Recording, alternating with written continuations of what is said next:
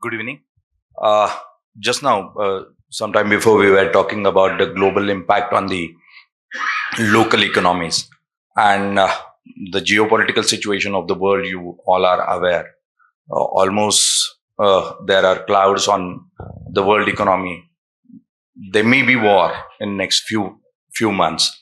In that situation, the world economy is in a very big trouble.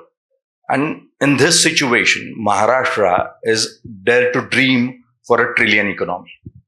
And it is just because of the Honorable Chief Minister of Maharashtra, who always dare to dream like a Samruddhi highway, like a coastal way, and many more projects. Today, he is here with us. And I would like to ask him, sir, when you're having a dream for a trillion economy, what is the vision behind that? In fact, if you look at the growth trajectory of Maharashtra for past 1 decade, barring the 2 COVID years, it has almost grown at the rate of 10%.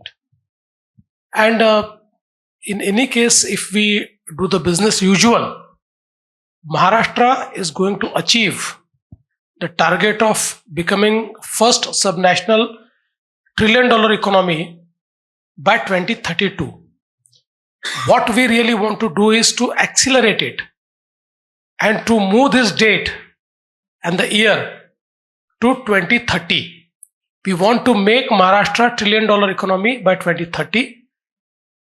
It has the potential to become a trillion-dollar economy because although the geopolitical situation seems a little difficult, but somehow I feel that as it is projected by all the global agencies, that India is a sweet spot, India is a bright spot, and I think in India, the brightest is Maharashtra. So I think we have been experiencing the same. While the growth rate of the entire world has slowed down, we are able to maintain our growth rate and the investments are pouring in.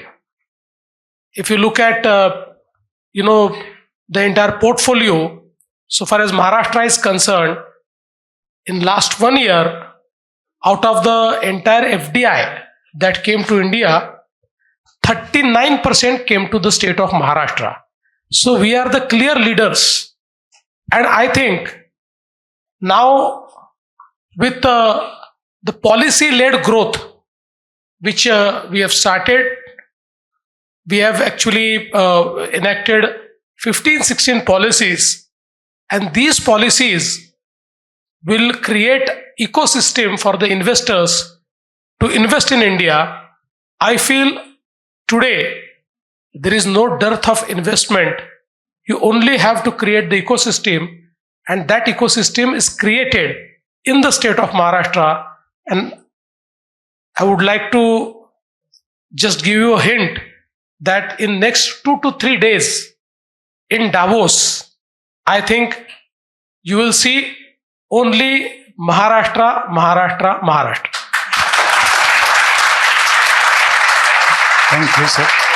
Sir, when you talk about the numbers, $1 trillion, and you set a target of 2032, 2047, as an SME or MSME, how should I nurture myself or my mindset to meet the state's expectation? How should I develop myself? First of all, we should understand that MSMEs are the backbone of our economy because they generate highest employment, and I think that they are also the backbone of big enterprises.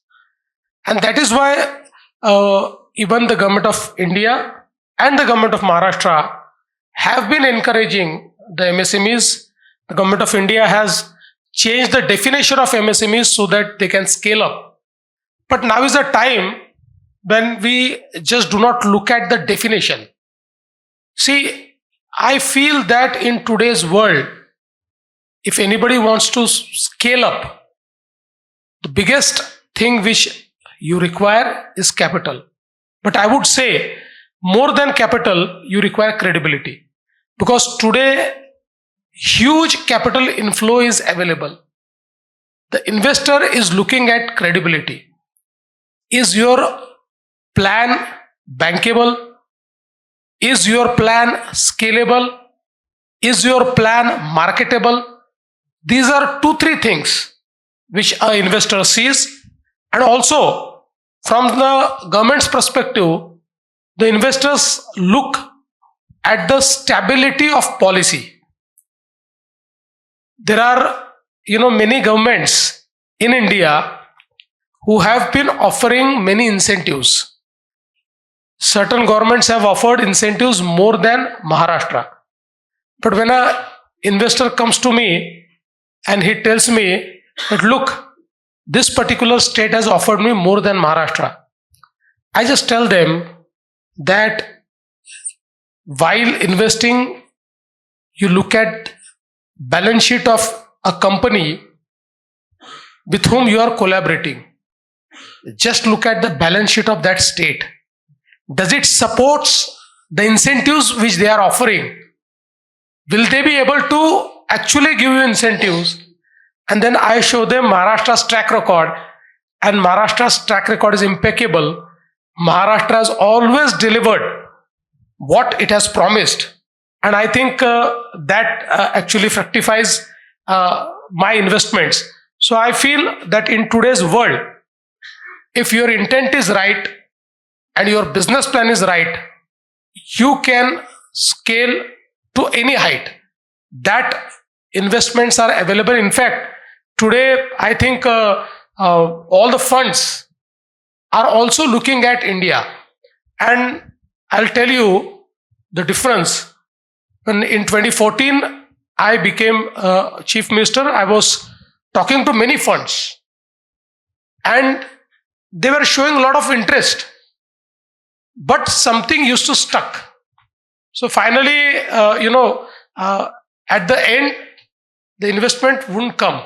But now is the time I can see in last 2-3 years, especially in last 1 year, my experience is today all the global funds are not just coming, but they are actually investing. Every single meeting with a fund is totally fruitful, and I think we are able to, catch it.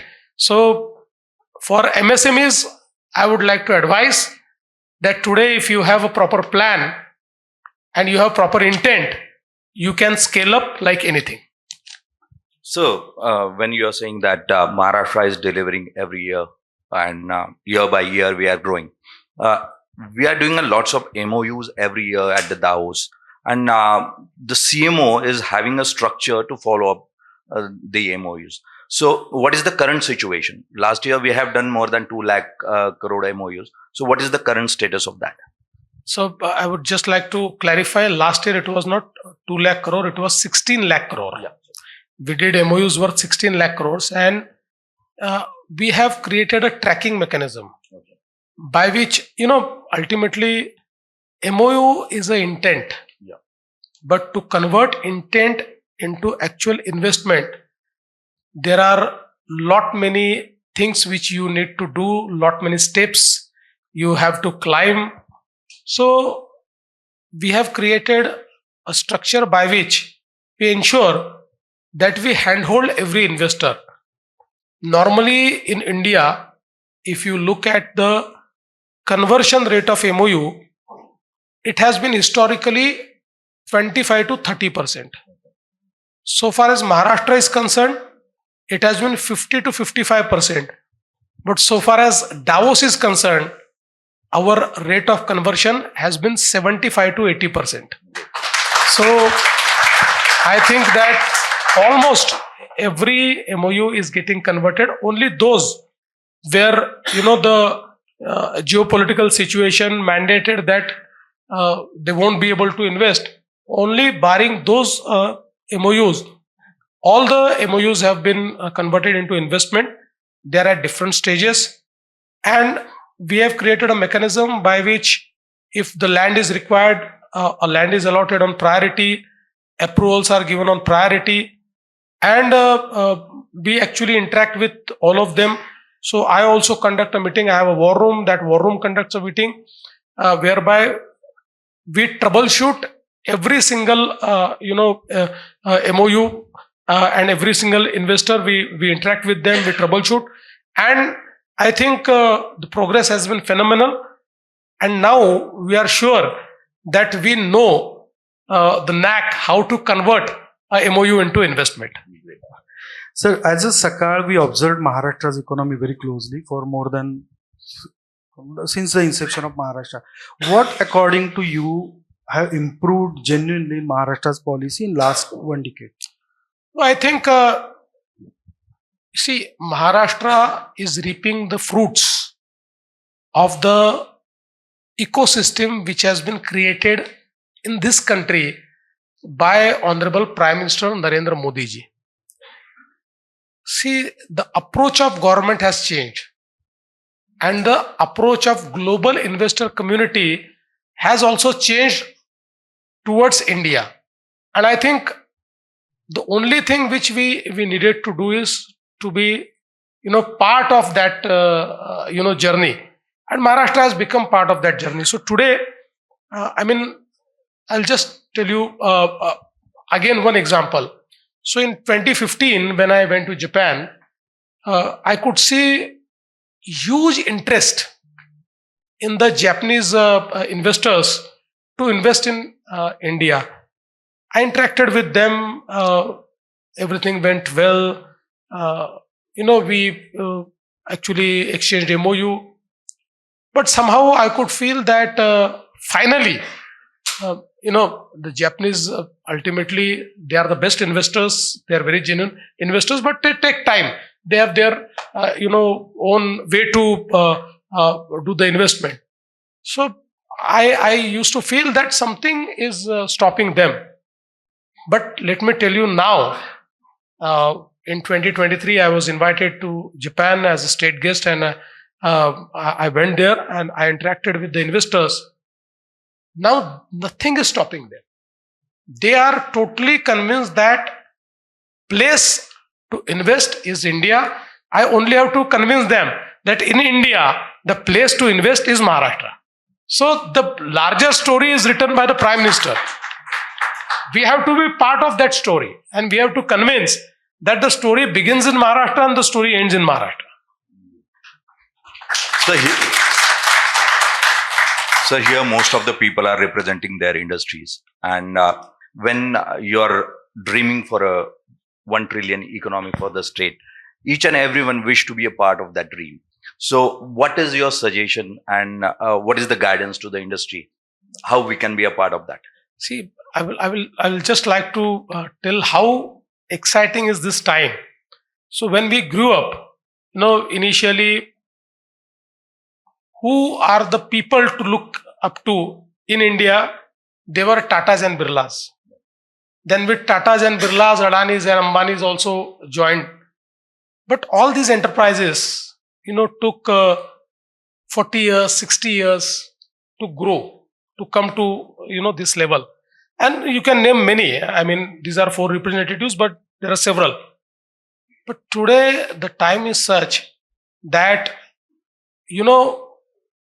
somebody who is of the age of 22, 23, 24 enters into the startup ecosystem, and in 3-4 years, you see that the startup is now becoming a unicorn.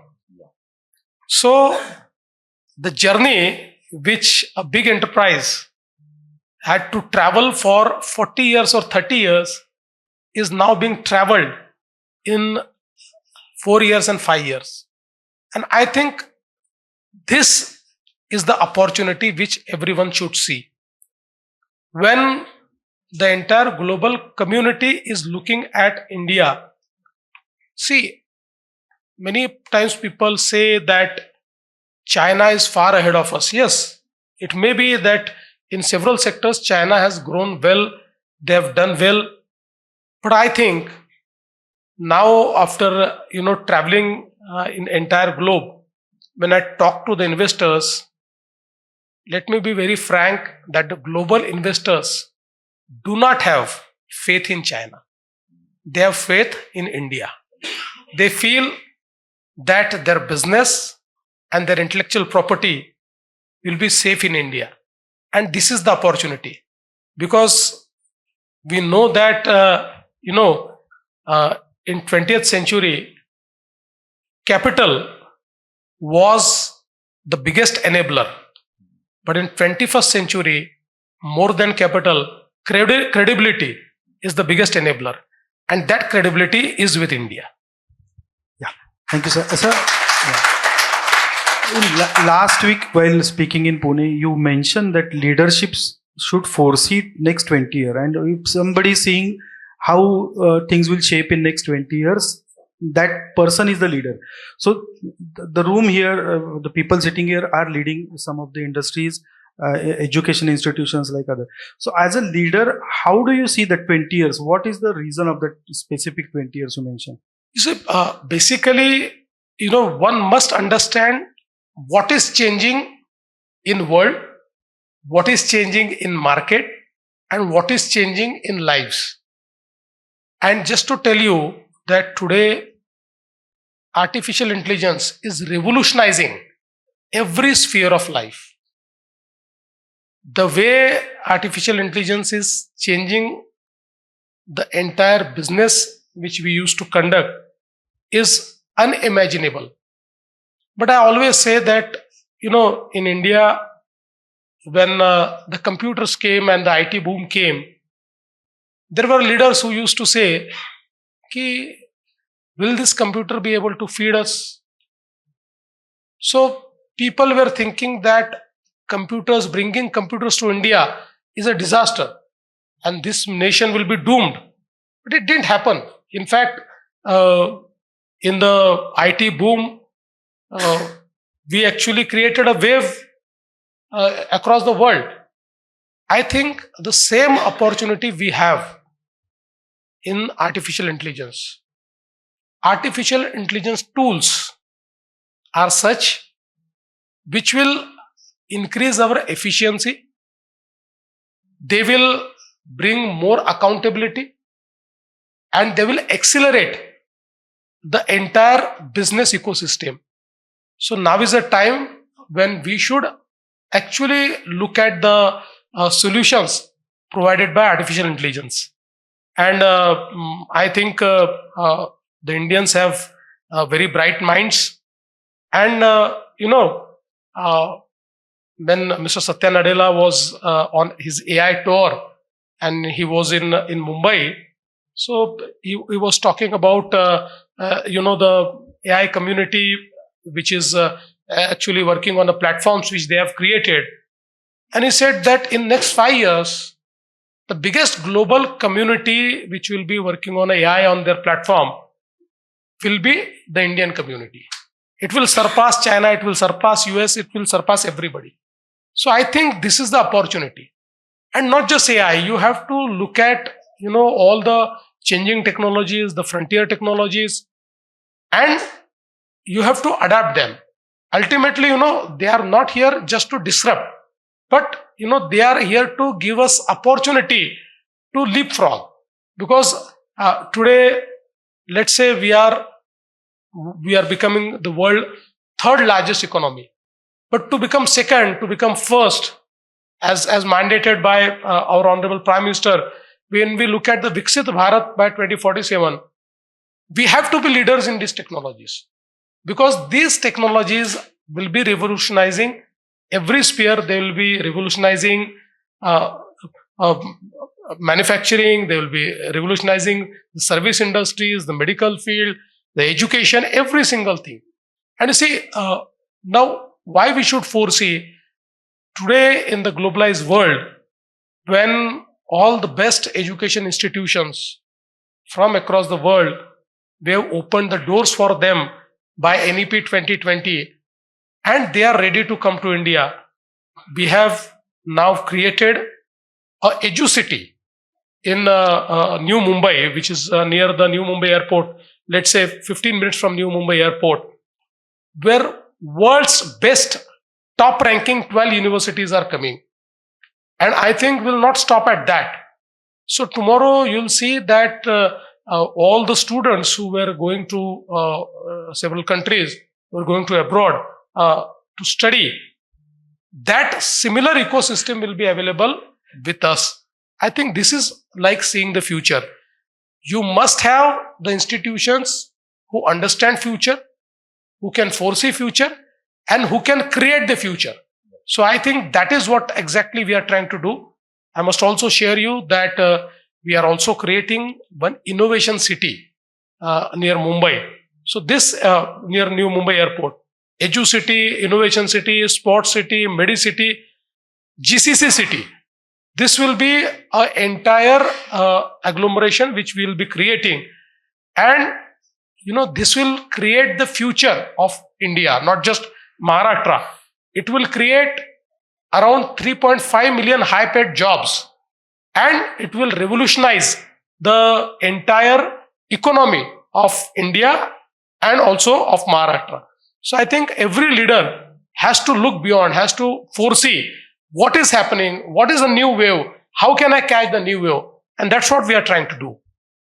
So we have seen that every time when there is a change, you always adopted it and make the infrastructure to work on it.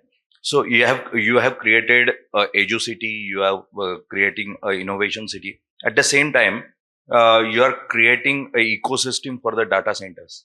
So how those who are interested in Maharashtra for FDIs and other investment, how they can participate in? See, just 5 years back, 7 years back, we used to hear that data is new oil, and then data has surpassed the cumulative value of oil. Now data is more valuable. All these things we used to talk about, we used to hear about. But now is a time where we actually need to act upon it. And I'm very happy that the biggest data center ecosystem has been created in Maharashtra, and now Maharashtra accounts for 60% of India's data center capacity. And we are going to enhance it. Now we are creating new areas where you will see more investments in data centers. Now data centers are also there are several types. So I think the most advanced data centers will also be built in the state of Maharashtra. For that you require power, you require some redundancies to be created. Especially nowadays, the data center requires green power. So all these things we have taken care of. We have created, new corridors to transfer the power to the data centers. We are trying to give them power at affordable rate, because power is the main ingredient which the data center requires, because the landing cable is already available in the state of Maharashtra. So I think that we have already become the data center capital of India, and will continue to do that. In the last 12 months, sir, you are often talking about one specific project that I can't say that is a dream project, but this is the right audience where you should tell about the Vadhavan port, because the way you presented in recent times that it will change the way Maharashtra works at this moment. See, all of us know that all the developed economies have been maritime power. Today, our entire supply chain is dependent on the maritime ecosystem. And I would say that our King Chhatrapati Shivaji Maharaj, the visionary king, he understood the power of maritime business. Earlier to that, the Chol dynasty, they understood what is the power of maritime economy. The same understanding now we can see with our Honorable Prime Minister, who started so many initiatives to create a robust maritime ecosystem. And today, with India Maritime Vision 2030 and India Maritime Amrutkal Vision 2047, India is going to become one of the biggest players in this entire maritime supply chain. And for that, if you look at India's economy, let's say Mumbai has been India's financial capital. It is mostly because the Mumbai port and the JNPT, these two ports have served us for a long time. Today, with a new terminal, the largest capacity in India is now with the JNPT port. It accounts for now 60% of the container traffic. But India required a new port, and Vadhavan was the place.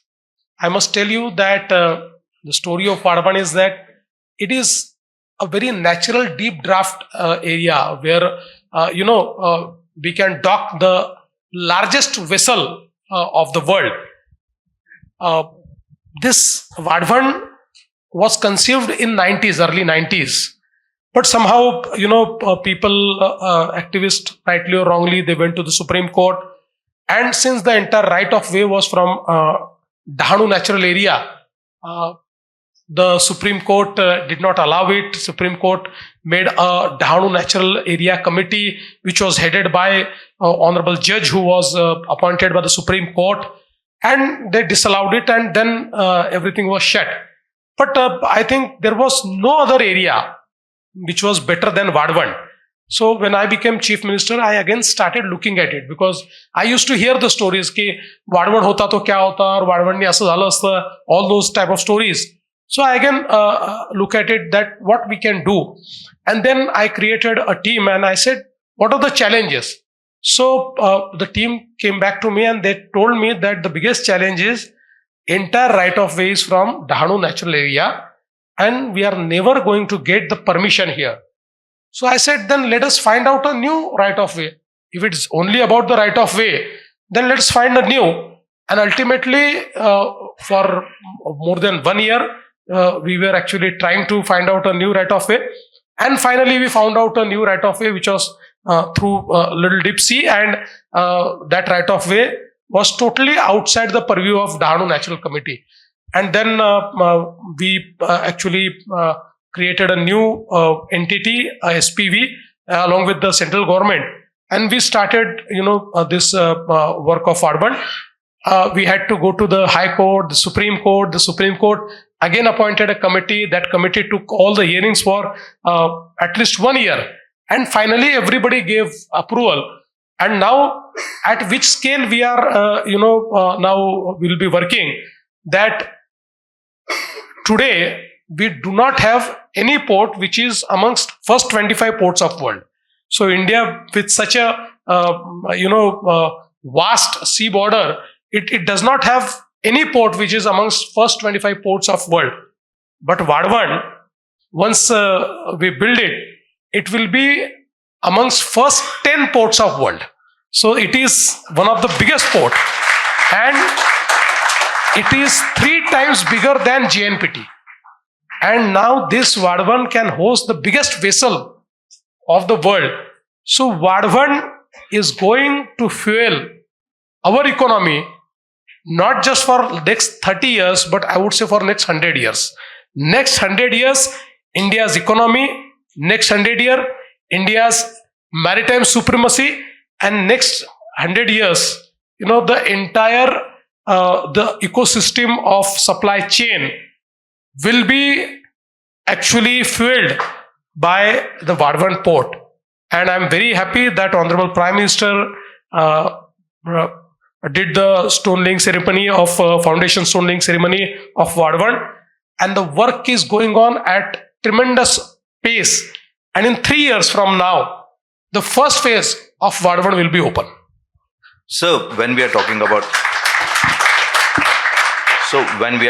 the infrastructure, we are getting a fabulous infrastructure.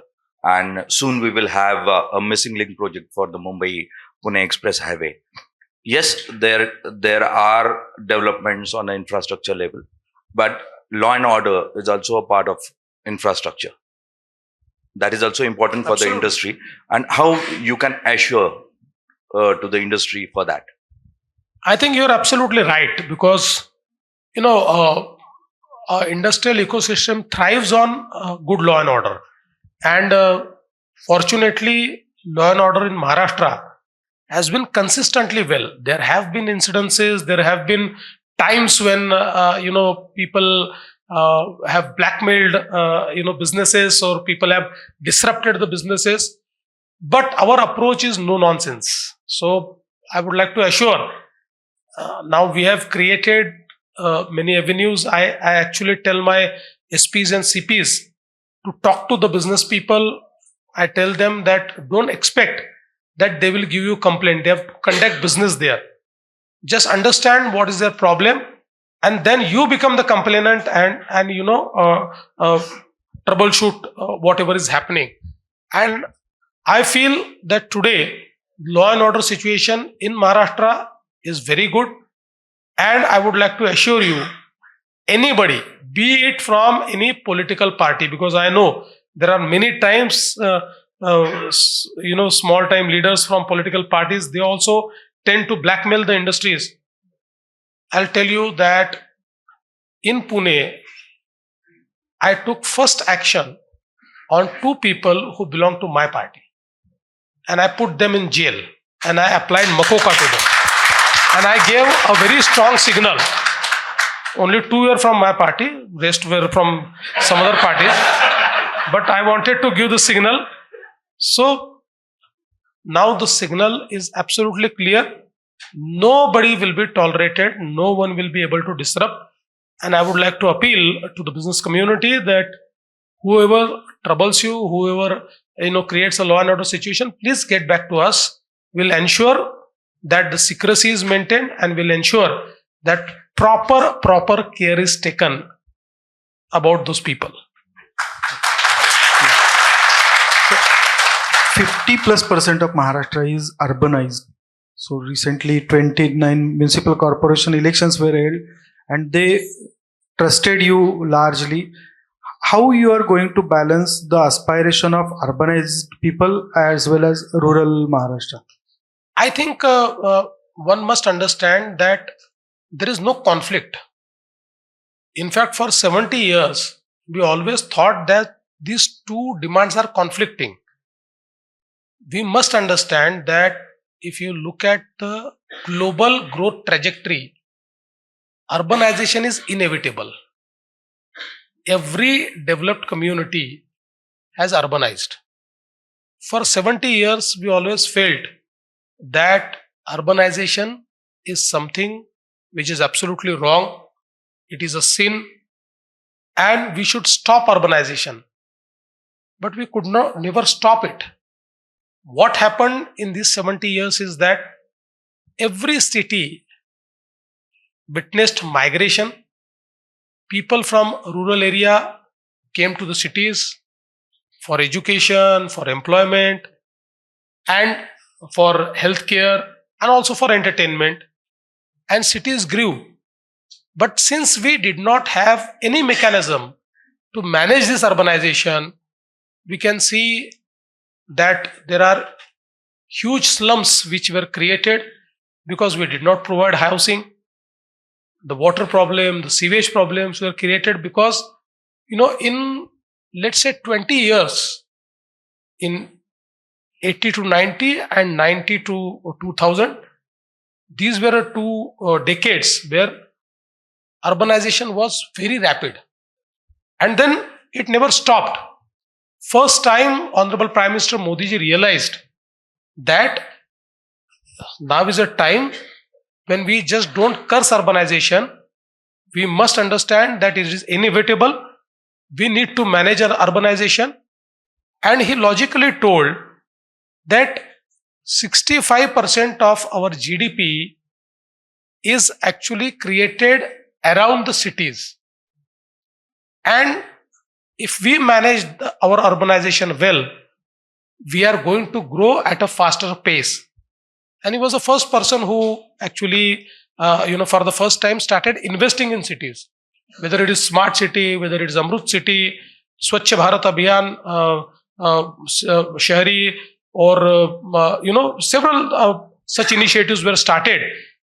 Investing in the infrastructure, investing in the social sector, investing in creating institutions, building institutions. So today, rapidly, our cities are changing.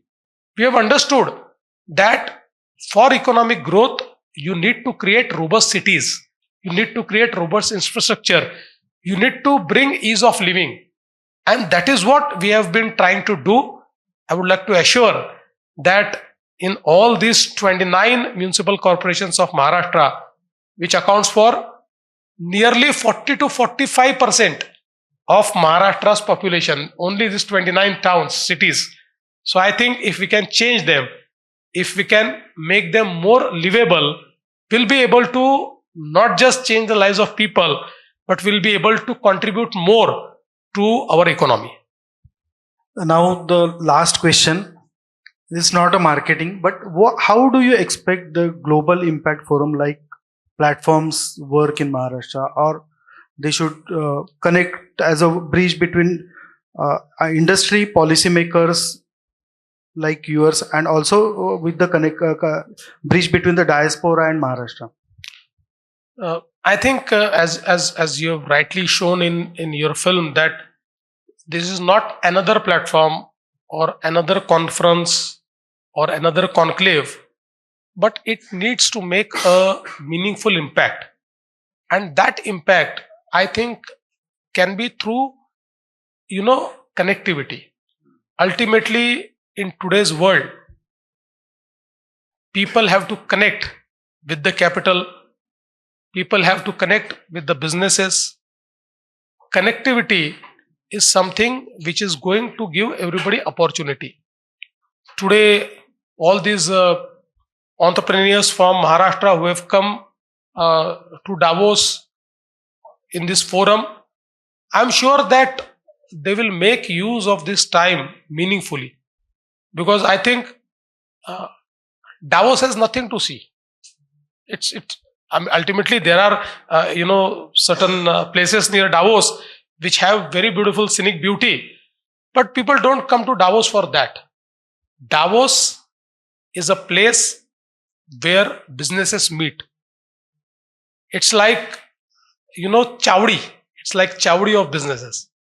So if we have everybody who has come to Davos must understand that here is an opportunity whereby you can think of scaling your business, you can think of entering into new venture, you can think of collaborating with somebody. And it's not just in Davos. In Davos, maybe you can get opportunity, you can get hint, you can get idea, which latter you can connect with the people, and which latter you can fructify. So I think this forum is very good. And if everybody who is participating makes most of it, I think it will have a real impact. Thank you very much, sir. Thank you for your time, for your guidance, and let's have a big round of applause for the most visionary Chief Minister of Maharashtra. Thank you very much. Thank you, sir. Thank you.